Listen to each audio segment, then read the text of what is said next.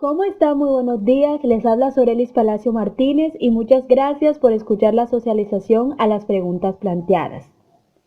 Tenemos en primera instancia que los megaproyectos surgen por la necesidad de generar avance y desarrollo económico en un determinado país, pero a su vez produce otras afectaciones a nivel social.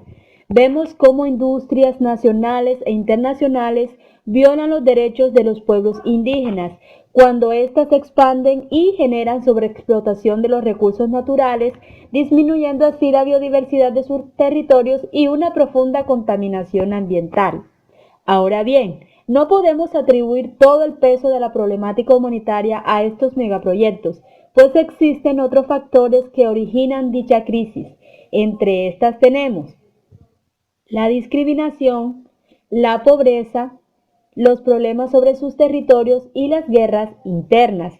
Todas estas dificultades y limitaciones irrumpen el logro de su autonomía y el desarrollo cultural tan anhelado. En segunda instancia tenemos los intereses para algunos sectores políticos para perpetuar la guerra en Colombia se resume básicamente en el control, es decir, mantener el poder político y económico en el país a través del uso indebido de las tierras de las comunidades indígenas, como los cultivos ilícitos, la explotación de los recursos naturales y los delitos de lesa humanidad. Por si fuera poco, toda esta violencia social ha causado perjuicios al medio ambiente, a la biodiversidad y a la integridad de las personas de nuestros territorios colombianos, ya que oponerse a ella pone en riesgo sus vidas y la de sus familias. Existe un tercer interrogante sobre los proyectos de palma aceitera, si estas afectan la tenencia colectiva, sí o no. Paradójicamente se habla de una Colombia que respeta y apoya la identidad cultural de nuestros pueblos diferenciados, pero muchos de los proyectos que se desarrollan en nuestro país, entre ellos los de la palma aceitera, vulneran el derecho a la posesión y el disfrute colectivo en nuestras comunidades afrocolombianas, ocasionando así el enriquecimiento injustificado de algunos pocos y la pérdida de un valor cultural como lo es el territorio. Las comunidades negras no pueden hacer uso de sus propiedades colectivas por la simple razón de que muchas empresas y grupos al margen de la ley les han quitado directa o indirectamente el derecho a producir y trabajar en ellas.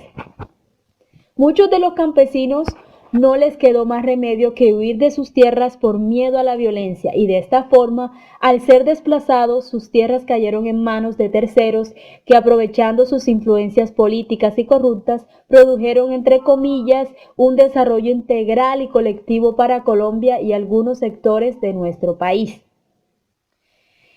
Podemos afirmar que detrás del cultivo de la palma aceitera existe una contrarreforma agraria totalmente. Lastimosamente en nuestro país muchos de los negocios o proyectos económicos que se desarrollan tienen un doble trasfondo y tienden a afectar a algún sector del país.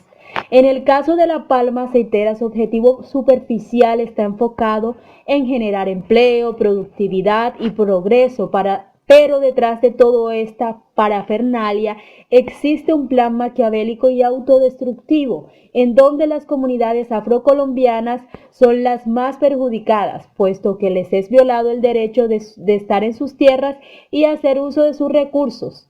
Antes, por el contrario, se daña su integridad y la conservación de la biodiversidad de nuestros suelos colombianos. Y pasamos al último punto, hablar sobre la mujer. Bueno, la discriminación en la mujer es un tema de larga trayectoria histórica y cultural. Vemos en muchos países que la mujer es tenida como poco, sin poder opinar e incluso sin poder elegir. En Colombia el panorama no podría ser el mejor. Muchas de las mujeres afros e indígenas son abusadas psicológica, sexual, verbal y físicamente. El incremento de denuncias por violación y maltrato a la mujer es cada vez más abismal y una de las causas más eminentes es que las leyes adoptadas en Colombia las desamparan por completo. Vemos casos de mujeres que denuncian violencia intrafamiliar en comisarías de familia u otros entes del Estado y son dejadas sin ninguna protección estatal. Antes, por el contrario, nuestras leyes favorecen a los causantes de dichos daños. Es el Estado y solo él el causante de esta situación actual y que las mujeres sean víctimas de estos abusos. Muchas gracias por su atención y por permitirnos compartir nuestras opiniones.